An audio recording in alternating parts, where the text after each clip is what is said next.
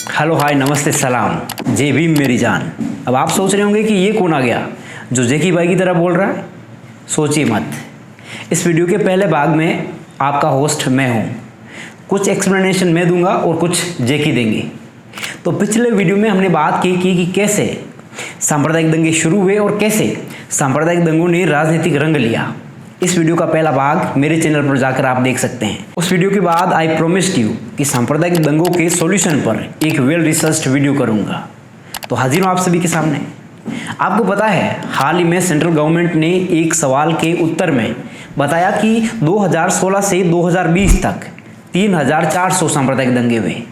अब इस इंटेंसिटी के साथ दंगे हो रहे हैं तो इनके सॉल्यूशन पर बात करनी पड़ेगी। तो ये वीडियो आपको कम्युनलिज्म का इलाज बताएगा। Communal clashes in several states on Ram Navami, which was on Sunday in West Bengal, Jharkhand and Madhya Pradesh. Incidents of stone pelting, vandalism broke out late last night. Communal violence was seen in as many as 7 states. And now Jahangirpuri in northwest Delhi continues to be tense today. Similar patterns of communal tensions and clashes soaring in Karnataka's Hubli city after violent clashes broke out last night there. Section 144 has been imposed. सांप्रदायिकता पर भूपेंद्र यादव का एक लेख है एरंट nonsense Ambedkar on communalism. इस लेख में doctor Ambedkar के भारत में कम्युनलिज्म यानी सांप्रदायिकता से लड़ने के 2 रास्तों की बात की गई है। पहले रास्ते में बाबा साहब हिंदू और मुस्लिम्स की मिक्स्ड पॉलिटिकल पार्टीज बनाने की बात करते हैं। वो कहते हैं कि अगर किसी पार्टी में इनफ हिंदू और इनफ मुस्लिम लीडरशिप होगी तो हिंदू और मुस्लिम्स के बीच सांप्रदायिक दंगे होने की संभावनाएं कम हो जाती है। इसे हम ध्यान से समझें तो डॉक्टर अंबेडकर ये मानते हैं कि सांप्रदायिकता की जड़ों में हिंदू और मुस्लिम नेता है। बहरहाल इस दौरान वे ये भी कहते हैं कि मिक्स पॉलिटिकल पार्टीज के बनने से हिंदू राज के खतरे को भी टाला जा सकता है। आगे अंबेडकर इस फॉर्मूले की सफलता के बारे में बताते हुए कहते हैं कि 1920 से 1937 तक ये फॉर्मूला ट्राई एंड टेस्टेड है, जब मॉन्टेग्यू चेम्सफोर्ड रिफॉर्म के लिए मुस्लिम्स, नॉन ब्राह्मण और डिप्रेस्ड क्लासेस ने साथ मिलकर काम किया था, जिससे उस दौरान बहुत कम सांप्रदायिक दंगे हुए थे। ऐसा इसलिए हुआ क्योंकि ज़्यादातर लोअर ऑर्डर के हिंदुओं की इकोनॉमिकल, पॉलिटिकल, सोशल नीड्स वही थी जो ज़्यादातर मुस्लिम्स की थी। डॉक्टर अंबेडकर के अनुसार सांप्रदायिकता को रोकने का दूसरा रास्ता वह है जो यूरोप में काम में लिया जा रहा है। वो कहते हैं कि फ्रेंच, इटालियन और इंग्लिश ने भारत की तरह देश के टुकड़े करके मेजोरिटी के राज को नहीं रोका था, बल्कि उन देशों ने कम्युनल पॉलिटिकल पार्टीज को बैन करके मेजोरिटी के राज को रोका था। यानी बाबा साहब कह रहे हैं कि फ्रेंच, इटली और इंग्लैंड की तरह कम्युनल पॉलिटिकल पार्टीज को, कम्युनल पॉलिटिक्स को बैन करके सांप्रदायिकता को रोका जा सकता है। अब भारत के परिप्रेक्ष्य में मुझे ये दावा बहुत मजबूत लगता है। क्यों? क्योंकि भारत का विभाजन 1947 में सांप्रदायिक आधार पर हुआ था और भारत का संविधान पंथ निरपेक्ष है। इसके बाद भी भारत में सांप्रदायिकता रुक नहीं रही बल्कि बढ़ती जा रही है। दंगे हो रहे हैं, लोगों के घर जलाए जा रहे हैं। क्यों? क्योंकि मैंने पिछले वीडियो में आपको बताया था कि राजनीतिक पार्टियों को सांप्रदायिकता फैलाने से वोट मिलते हैं। तो जब दंगे करवा कर ही वोट मिल जाए तो क्यों कोई नेता, क्यों कोई पॉलिटिकल पार्टी डेवलपमेंट की बात करेगी? सोचो। इसलिए डॉक्टर अंबेडकर कह रहे हैं कि फ्रांस की तरह सांप्रदायिक पार्टियों को, कम्युनल पॉलिटिक्स को बैन कर दिया जाना चाहिए। यानी ना रहेगा बांस, ना बजेगी बांसुरी, ना रहेगी सांप्रदायिक पार्टियां, ना होंगे सांप्रदायिक दंगे। डॉक्टर अंबेडकर ने फ्रांस, इटली और इंग्लैंड की बात की है, तो मुझे आपको समझाना पड़ेगा कि कैसे इन देशों ने सांप्रदायिक पॉलिटिक्स को बैन किया है। तो चलो समझते हैं। एक कॉन्सेप्ट है सेक्युलरिज्म। होलियोक नाम के थिंकर ने ये कॉन्सेप्ट दिया था। कॉन्सेप्ट ऑफ सेक्युलरिज्म को होलियोक ने 4 सब कॉन्सेप्ट में समझाया था। पहला, धर्म के प्रति तटस्थता, यानी उस राज्य या व्यक्ति को धर्मनिरपेक्ष या सेकुलर कहते हैं जो राज्य या व्यक्ति धर्म से दूर रहता है, जो न धर्म का समर्थन करता है और न ही विरोध। दूसरा, इहलोकवादी, यानी जो राज्य या व्यक्ति अलौकिक चीज़ों में विश्वास नहीं करता, साथ ही इसी संसार में मौजूद चीज़ों पर बात करता है, काम करता है, वो धर्मनिरपेक्ष है। तीसरा, वैज्ञानिक दृष्टिकोण, यानी साइंटिफिक अप्रोच। धर्मनिरपेक्षता की अवधारणा में होलियोक ने साइंस और साइंटिफिक अप्रोच की बात की। क्यों? क्योंकि आज तक इंसान के जीवन को आसान बनाने का जितना भी काम हुआ है वो सिर्फ और सिर्फ साइंस की वजह से हुआ है, ना कि धर्म की वजह से। अब अगर कोई राज्य या कोई व्यक्ति धर्म की तरफ इंक्लाइंड है और वो पॉलिटिक्स में जाता है तो क्या होगा? मैं आपको एक एग्जाम्पल से समझाता हूँ। एक महाशय है फ्लाइंग बेस्ट, गौरव तनेजा। इनको तो आप जानते ही होंगे। इनका ये ट्वीट देखिए। ये महाशय कह रहे हैं कि 3 दिसंबर 1984 को भोपाल गैस त्रासदी में 2 परिवार इसलिए अनअफेक्टेड रहे क्योंकि उन्होंने रेगुलर हवन किया था और हवन पोल्यूशन का नेचुरल एंटीडोट है। कमाल। अब ये ट्वीट सरासर बकवास है। मुझे ये आपको बताने की बिल्कुल ज़रूरत नहीं है कि हवन से कौन सी गैसें निकलती है, लेकिन यहाँ इस ट्वीट का प्रसंग समझने की सख्त ज़रूरत है। अब ये माश ये बहुत बड़े इन्फ्लुएंसर है, सोशल मीडिया पर इनको करोड़ों देखने वाले लोग हैं, IIT से पास आउट भी है, विज्ञान के दिए हुए गैजेट से वीडियो बनाकर इन्फ्लुएंसर बने हैं, लेकिन बात बकवास और धार्मिक कर रहे हैं। क्यों? क्योंकि धर्म के नाम पर इस देश में वोट मिलते हैं, तो संभावना है कि कल माश है इसी तरह धर्म की राजनीति करके पॉलिटिक्स ज्वाइन करें और कोई धार्मिक पार्टी राज्यसभा पहुंचा दे। लेकिन ऐसे लोगों का पॉलिटिक्स में जाना क्यों खतरनाक है, वो मैं कुछ देर बाद में बताऊंगा। धर्मनिरपेक्षता की अवधारणा देते हुए होलियोक चौथे पॉइंट में बताते हैं कि स्टेट को धर्मनिरपेक्ष नैतिकता वाला होना चाहिए, मतलब स्टेट को बिना धर्म के नैतिकता वाला होना चाहिए। अब कोई ये ना कह दे जो लोग धार्मिक होते हैं वो तो नैतिक होते ही हैं, उनको राजनीति में अलाउ किया जाना चाहिए। इतिहास में ऐसे पर्याप्त उदाहरण हैं जब लोग धार्मिक होते हुए भी नैतिक थे, जैसे भगत सिंह, और इतिहास ऐसे भी उदाहरणों से भरा पड़ा है जब लोग थे तो गहन धार्मिक लेकिन काम ऐसे घटिया करके गए पूछो मत, जैसे लादेन, जैसे आसाराम। इसलिए धर्म और नैतिकता का कोई संबंध नहीं है। ये तो हमने धर्मनिरपेक्षता को समझने का प्रयास किया, लेकिन डॉक्टर अम्बेडकर कह रहे हैं कि फ्रांस, इटली और इंग्लैंड की तरह कम्युनल पॉलिटिक्स भारत में भी बैन होनी चाहिए। ये बात अभी भी समझ में नहीं आई, तो आओ समझाता हूँ। दुनिया में सेक्युलरिज्म के दो कॉन्सेप्ट फेमस है, एक नेगेटिवली सेक्युलर स्टेट और दूसरा positively secular state. Negatively secular state धर्म से बिल्कुल दूरी बना लेता है, यानी नागरिक धर्म को माने या ना माने, राज्य कहता है कि हमें उससे कोई मतलब नहीं। फ्रांस ने 2004 में एक कानून बनाया कि किसी भी धर्म का बच्चा कोई भी स्कूल या कॉलेज में धार्मिक संकेत किसी भी प्रकार का पहन कर नहीं आएगा। इसे बोलते हैं नकारात्मक धर्मनिरपेक्षता। अब आते हैं धर्मनिरपेक्षता के दूसरे मॉडल पर। यह कहता है कि राज्य सभी धर्मों का सम्मान करेगा, किसी भी धर्म के साथ भेदभाव बिल्कुल नहीं करेगा।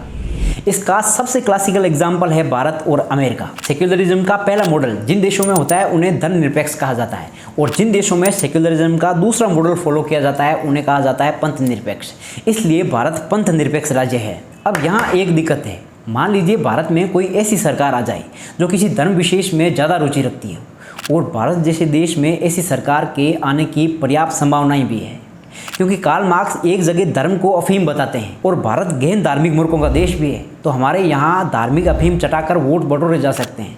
इसलिए जो पार्टी धार्मिक खेल खेल कर सत्ता में आएगी वो पक्का माइनॉरिटीज़ के साथ सौतेला व्यवहार करेगी। जैसे अभी भारत में बीजेपी की सरकार है और बीजेपी हिंदू हृदय सम्राटों की पार्टी है। अब बीजेपी क्या कर रही है, गौरव तनेजा जैसे इन्फ्लुएंसर लोगों को पकड़कर नेता बनाती है, क्योंकि ऐसे लोग धार्मिक पाखंड फैलाकर धार्मिक होने का प्रमाण देते हैं। मैं ये बात हवा में नहीं कर रहा, प्रज्ञा ठाकुर से लेकर रवि किशन तक ऐसे लोगों की लिस्ट बहुत बड़ी है जिन्हें सांप्रदायिक पॉलिटिक्स के अलावा इस देश की तरक्की का तय नहीं पता। इसलिए अब जो लोग नेता बनकर आए ही धर्म के नाम पर है वो क्या करेंगे, सांप्रदायिकता फैलाएंगे, धर्म के नाम पर लोगों को बांटेंगे, और जब लोग बंटेंगे तो झगड़े और दंगे तो होंगे ही। इसलिए मैंने कहा ऐसे लोगों का राजनीति में जाना खतरनाक है। डॉक्टर अम्बेडकर को ये पता था कि भारत में एक बहुत बड़ा हिस्सा धार्मिक मूर्ख है।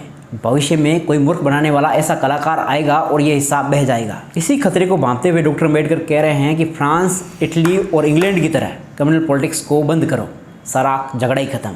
कमाल थे बाबा साहब, एकदम दूर तक देख लेते थे। भारत के जलते प्रश्न नाम की एक किताब में ओशो सांप्रदायिकता का इलाज बताते हुए कहते हैं कि अगर भारत से सांप्रदायिकता को ख़त्म करना है तो सबसे पहले हिंदू होने का, मुसलमान होने का, सिख होने का या ईसाई होने का टैग आप अपने आप से हटाओ।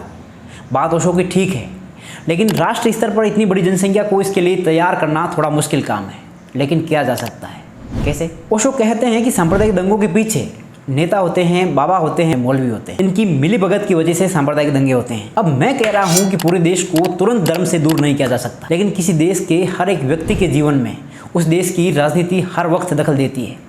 इसलिए सबसे पहले राजनीति को इन बाबाओं से, धार्मिक गुरुओं से फ्री करो, पूरा देश सांप्रदायिकता से मुक्त हो जाएगा। अब राजनीति को धर्म से अलग करने का रास्ता क्या है? धर्मनिरपेक्षता, जो फ्रांस, इटली और इंग्लैंड में यूज लिया जाता है, जिसके लिए डॉक्टर अम्बेडकर बोल रहे थे। एक जगह अमेरिका के एक्स प्रेसिडेंट अब्राहम लिंकन कहते हैं कि you can fool some of the people all of the time and all of the people some of the time, but you can not fool all of the people all of the time. माने Lincoln कह रहे हैं कि आप कुछ लोगों को हमेशा के लिए मूर्ख बना सकते हो और सभी लोगों को कुछ समय के लिए मूर्ख बना सकते हो, लेकिन सभी लोगों को हमेशा के लिए मूर्ख नहीं बनाया जा सकता। अब इस बात से इनकार नहीं किया जा सकता कि भारत में धर्म के नाम पर जनसंख्या के एक बड़े धड़े को मूर्ख बनाया जा सकता है, बिकॉज वी आर रिलीजियस। और भारत में लोकसभा इलेक्शन की ही बात करें तो खाली 31% वोट लेकर चुनाव जीता जा सकता है। अब लिंकन कह रहे हैं कि कुछ लोगों को हमेशा के लिए मूर्ख बनाया जा सकता है। अब मैं कह रहा हूं कि भारत में धर्म के नाम पर 31% लोगों को हमेशा के लिए मूर्ख बनाया जा सकता है और इनसे धर्म के नाम पर वोट लेकर लोकसभा इलेक्शन जीता जा सकता है। अब जब धर्म के नाम पर चुनाव जीते जाएंगे तो सांप्रदायिक दंगे होंगे ही। क्यों होंगे बताने की ज़रूरत नहीं है। इसलिए डॉक्टर अंबेडकर कह गए हैं कि सांप्रदायिक राजनीति पर, सांप्रदायिक पार्टियों पर फ्रांस, इंग्लैंड और इटली की तरह धर्मनिरपेक्षता का मॉडल अपनाकर बैन लगा देना चाहिए। सांप्रदायिक दंगों का, कम्युनल पॉलिटिक्स का अगला सॉल्यूशन जो बाबा भगत सिंह बताते हैं उसके बारे में बात करेंगे मेरे साथी जेकी। मेरे दोस्त जेकी बहुत इंफॉर्मेटिव वीडियोस बनाते हैं। आप उनका चैनल जे भीम जरूर विजिट करें और उनके चैनल को सब्सक्राइब भी कर लें। Hi, thank you so much Mukesh. मुझे आपने चांस दिया कि मेरे चैनल पे आपके साथ एक वीडियो नहीं, इंफॉर्मेटिव वीडियो बनाने का। सो उसके लिए वेरी वेरी थैंक्स। अब आगे की कहानी हम बताएंगे आपके जय भीम जैनी यानी कि जैकी। चलिए शुरू करते हैं। ऑलराइट जी, तो भगत सिंह जी का लेख कीर्ति नाम के एक मैगजीन में छपा था 1928 में, और वो इसमें लिखते हैं कि जो सांप्रदायिक दंगे होते हैं उसमें सबसे बड़ा हाथ, एकदम इतना बड़ा, कानून से भी बड़ा हाथ होता है मीडिया और नेताओं का, यानी कि पॉलिटिक्स का। और भगत सिंह जी बिल्कुल सही कहते हैं कि ये जो मीडिया है ये गिरने के मामले में इतना गहराइयां छू चुका है कि भैया दूर से भी देखो ना तो मतलब तल नजर नहीं आता, बहुत अंदर चले गए। और इसके पीछे रीजन है इन चोरों का पॉलिटिकली मोटिवेटेड होना। यानी कि आप कह सकते हैं कि सांप्रदायिक राजनीति का बाय प्रोडक्ट है सांप्रदायिक पत्रकारिता। वैसे भगत सिंह जी सांप्रदायिक दंगों की जड़ों में आर्थिक कारणों को बताते हैं, और वो ये भी कहते हैं कि जो विश्व भर में हो रहा है ना, इसका सिर्फ एक ही कारण है भैया, पापी पेट। मतलब आप ये कह सकते हैं कि एक व्यक्ति दूसरे व्यक्ति को चवन्नी देकर तीसरे व्यक्ति की बेइज्जती करा सकता है। मतलब आजकल कुछ भी हो सकता है, और वो सिर्फ पापी पेट की वजह से। और ये बात बिल्कुल सही है, क्योंकि हाल ही में हमने देखा था कि कुछ हिंदू लड़कों ने टोपी पहनकर मस्जिद के आगे कुरान की पन्नों में सुअर के मांस को लपेट दिया था। और ये क्यों हुआ? क्योंकि ये लोग पॉलिटिकली मोटिवेटेड थे, या फिर ये कहें कि उनके आका जैसा चाहते थे। अगर वैसा हो जाता तो उन्हें कोई पद मिल जाता, यानी कि उनके पापी पेट का सवाल जो है वो खत्म हो जाता भैया। देखिए, इसका साफ साफ ये मतलब है कि ये जो कुछ भी हो रहा है ये आर्थिक कारणों की वजह से हो रहा है। नहीं तो आप कहीं देखते हैं कि अडानी का बेटा, अंबानी का बेटी, या फिर किसी शाह का बेटा ऐसी हरकतें कर रहा नहीं, क्योंकि उनकी आर्थिक स्थिति बहुत अच्छी है, बाकियों की नहीं है, इसलिए ये सब हो रहा है भैया। समझ रहे हैं? समझ रहे हैं ना? अब देखिए, भगत सिंह कहते थे कि भारत में इस स्थिति को अगर निपटना है तो आपको आर्थिक स्थिति को मजबूत बनाना पड़ेगा। ये उन्होंने 100 साल पहले कही थी बात, और आज भी ये स्थिति ठीक नहीं हुई है। हम अभी भी आर्थिक रूप से सशक्त नहीं है। अब देखिए ना, 2022 की इनइक्वालिटी रिपोर्ट की माने तो भारत एक ऐसा देश है जहां पे पावर्टी और इनइक्वालिटी व्यापक रूप से मौजूद है। और ये यही नहीं रुकता। ऑक्सफैम रिपोर्ट की माने तो भारत के 9 ऐसे अमीर हैं जिनके पास इतनी संपत्ति है कि जो भारत के 50% आबादी के बराबर हो। अब इतनी गरीबी में जो प्रबल लोग हैं वो गरीबों से कुछ भी करा सकते हैं पैसा देकर, क्योंकि मैंने आपको कहा है पापी पेट का सवाल है भैया, पापी पेट का सवाल। देखिए, भगत सिंह उस जमाने में कहते थे कि आर्थिक सुधारों के लिए गोरे अंग्रेजों के पीछे पड़ जाओ, लेकिन अब गोरे अंग्रेज चले गए, काले अंग्रेज आ गए। अब हम आपको कहते हैं कि भैया आर्थिक सुधारों के लिए इन काले अंग्रेजों के पीछे पड़ जाओ। देखिए, भगत सिंह सांप्रदायिकता के इलाज के लिए वर्ग चेतना की बात करते हैं। वो कहते हैं कि गरीब मेहनतकश किसानों को समझ जाना चाहिए कि उनका असली दुश्मन कौन है। उनका असली दुश्मन वो है जिनके पास पैसा है, जो पूंजीपति है, इसलिए उनके हथकंडों से बचकर रहना चाहिए, और तो और उनके इस षड्यंत्र में फंसना नहीं चाहिए। ऐसा ही सोचते थे हमारे मार्क्सवादी साथी। लेकिन भारत में सबसे बड़ी समस्या पता है क्या है? जातिवाद है। जातिवाद लोगों के जहन में इस तरह घुसी पड़ी है कि उसे निकालना अभी लगभग नामुमकिन हो चुका है, और इसलिए स्वर्ण इसका इस्तेमाल करके बड़े रईस बन रहे हैं, धनाढ्य बन रहे हैं। अब ये बात देखिए, मैं खुद नहीं कह रहा हूं, ये एक रिपोर्ट में पाई गई है। अब बिजनेस स्टैंडर्ड रिपोर्ट की बात करें तो टॉप 10 अपर कास्ट जो है वो भारत की टोटल वेल्थ का 60% होल्ड करते हैं। बहुत बड़ा अमाउंट है, सोचने वाली बात है। और इसलिए हम आपको कहते हैं कि हमें सब इकट्ठा होकर एक साथ मिलकर बाबा साहब के रास्तों पर चलना चाहिए, और उनके जो जातिवाद की जो लड़ाई है उसमें तो हम शामिल होंगे ही, लेकिन इसी के साथ साथ हमें पूंजीवाद की लड़ाई में भी बढ़ चढ़कर हिस्सा लेना चाहिए। देखिए, अब हम ऐसा क्यों कह रहे हैं? ये बात भैया हवा में नहीं है, कोई हवाई बात नहीं कर रहे हैं। ऐसा कहने के पीछे मेरे पास एक मजबूत दलील है। मैंने अभी आपसे बिजनेस स्टैंडर्ड रिपोर्ट की बात कही थी, जिसमें मैंने कहा था कि 60% हिस्सा टॉप 10 अपर कास्ट